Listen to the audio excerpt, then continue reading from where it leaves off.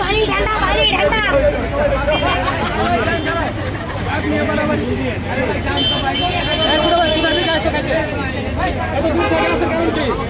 বাকি আর কোনো জায়গায় নাই নাকি এটা ইচ্ছা ছিল তাই সিরিয়াল ধরো সিরিয়াল করছো না কেন টাকা আধা করে সিরিয়াল নাই নাকি